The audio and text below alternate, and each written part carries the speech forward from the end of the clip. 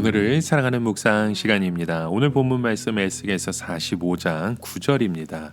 주 여호와께서 이같이 말씀하셨느니라. 이스라엘의 통치자들아, 너희에게 만족하리라. 너희는 포악과 겁탈을 제거하여 버리고 정의와 공의를 행하여 내 백성에게 속혀 빼앗은 것을 그칠지니라. 주 여호와의 말씀이니라. 자, 우리가 에스겔의 모습을 보면 참 어쩌면 불행한 시대에 태어난 사람이라는 걸 봅니다. 에스겔은 남자로서 이제 본격적으로 활동을 막 시작할 나이인 25세에 바벨론의 포로로 끌려와서 강제 노동을 해야만 했습니다. 에스겔은 원래 제사장 집안인데 포로로 끌려갔기 때문에 그의 나이가 되었지만 제사장이 될 수 없었습니다. 특히 에스겔과 함께 바벨론의 포로로 붙들려간 사람들은 모두 패배의식에 가득 차 있었고 하나님에 대해 굉장히 반항적이었습니다. 그런데 포로된 곳에서 하나님께서는 에스겔을 하나님의 말씀의 종 선지자로 부르신 것입니다.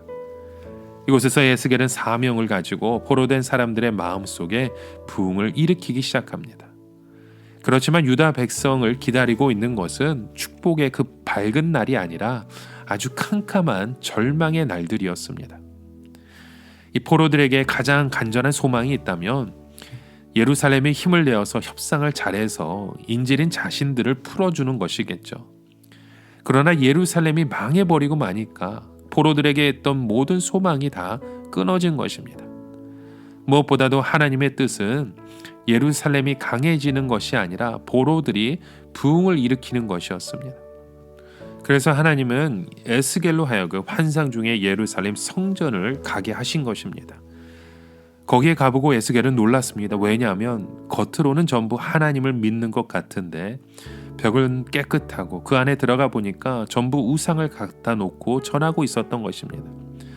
제사장들이나 지도자들이나 여인들이나 다 마찬가지였습니다. 겉으로는 하나님을 믿는데 속에는 전부 세상의 것으로 다 오염되어 있었던 것입니다.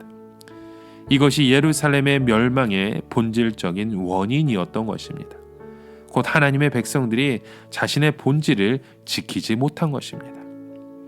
그리고 하나님께서는 길에 버려진 여자아이를 비유로 말씀해 주시죠.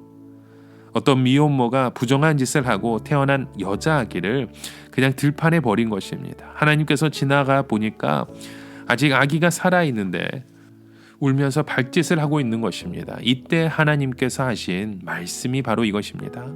너는 피투성이라도 살라. 하나님이 살라고 하시면 사는 것입니다. 하나님은 이 불쌍한 자를 데려 시키시고 키웠습니다. 그런데 이 여자아이가 크면서 굉장히 예쁜 처녀가 된 것입니다. 얼마나 감사한 것입니까? 그런데 문제는 이 아이가 부모의 행실을 버리지 못한 것입니다. 아무 남자를 만나게 되고 모든 남자에게 또 두드려 맞고 버림당하고 이것이 바로 이 유다의 본질이었음을 우리에게 보여주시는 거죠. 여러분, 우리는 나 자신의 분수를 잘 알아야 합니다. 우리는 지금 아무리 훌륭한 사회적인 어떤 직책을 갖고 있고 교회 직분을 맡고 있다 해도 우리는 버려진 부정한 자식이 될 수 있습니다. 그러기에 우리는 하나님을 믿고 난 후에는 나의 욕심을 버려야 합니다. 모든 것을 너무 잘 하려고 하거나 너무 이상적으로 해서도 안 되는 것이죠. 우리는 부족하면 부족한 대로 하나님이 인도하시는 대로 살아야 합니다. 하나님이 이스라엘 백성에게 도피성이 주셨던 그 원리를 우리에게도 적용해야 합니다. 도피성은 본의 아니게 살인자가 도망쳐서 살 수 있는 곳이었습니다. 그러나 그는 거기에서 나올 수 없습니다. 자신의 영역을 무한대로 넓힐 수도 없었죠. 그저 죽었다고 생각하고 그 성 안에서만 자기에게 주어진 것만 하면서 살면 얼마든지 그의 삶을 이어갈 수 있었습니다. 그러나 거기서 만족하지 못하고 뛰쳐나오면 죽게 되는 것입니다. 그래서 사도 바울도 내가 그리스도와 함께 못 박혔나니 라는 말씀을 합니다. 못 박혀 죽은 인생에 우리가 무엇을 더할 수 있겠습니까? 여러분, 우리의 삶은 이미 죽은 인생입니다. 그 죽은 인생 속에서 우리의 삶의 만족을 이 세상으로 채워가면 안 됩니다. 하나님의 말씀 속에서 우리의 삶을 다시금 채워가실 수 있고 다시금 우리의 소망 되신 주님을 바라보셔야 합니다. 결국 이 소망 없는 이스라엘과 유다에 대해서 하나님께서는 성령의 바람을 불게 하십니다. 에스겔이 보니까 골짜기 뼈들만 잔뜩 쌓여 있는데 하나님께서는 에스겔에게 이 뼈들이 살겠느냐고 묻습니다. 그때 에스겔은 하나님 안 됩니다 라고 대답하지 않습니다. 하나님은 아십니다 라고 말씀합니다. 이것은 하나님은 하실 수 있다는 뜻입니다. 하나님은 에스겔에게 하나님의 말씀을 대언하게 하시고 생기의 바람을 불게 하시니까 골짜기의 뼈들이 모두 살아나서 하나님의 군대가 되었던 것입니다. 결국 죽은 이스라엘을 다시 살리는 것은 하나님의 말씀인 것입니다. 하나님의 말씀이 강력하게 선포되는 것에 생명의 역사가 나타나게 되는 줄 믿습니다. 아무리 죽은 지 오래되고 망한 지 오래되어서 도저히 소생할 가망이 없을 자라도 하나님의 말씀이 임하면 살아납니다. 처음에 하나님께서 너는 피투성이라도 살라고 말씀하셨으나 이제 너는 마른 뼈라도 살라고 말씀하십니다. 이제는 다시 마른 뼈로 돌아가서는 안 된다는 것이죠.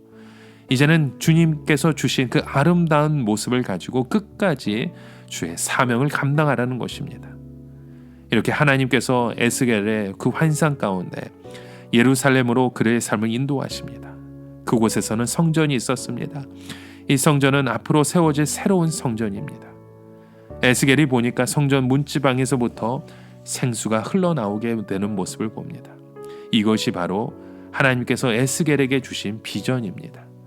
죽은 사람들이 다시 살아나고 죽었던 사회와 죽었던 땅까지 다시 살아날 수 있는 비전을 주신 것입니다. 하나님께서 에스겔에게 주셨던 그 비전을 오늘 우리의 공동체를 통해서도 이루게 하실 줄 믿습니다. 하나님의 말씀과 능력과 성령의 그 능력으로 마른 뼈와 같은 우리들이 다시 살아나게 될 줄 믿습니다. 그럼 믿음의 고백을 가지고 오늘 하루도 주의 말씀 속에 축복의 땅을 밟아가시는 저와 여러분의 고백 되어지시길 주님의 이름으로 간절히 축원합니다. 함께 기도합니다. 하나님, 에스겔에게 보여주신 그 비전, 죽은 사람들이 다시 살아나고 죽었던 땅이 다시 살아난 그 비전을 우리에게도 허락하여 주시길 원합니다. 우리의 삶을 통해, 우리의 공동체를 통해, 우리의 가정이, 우리 자녀들이 함께 일어나 말랐던 우리의 삶들의 생수와 같은 능력의 물길이 솟아나게 하여 주시옵소서. 예수님의 이름으로 기도드립니다. 아멘.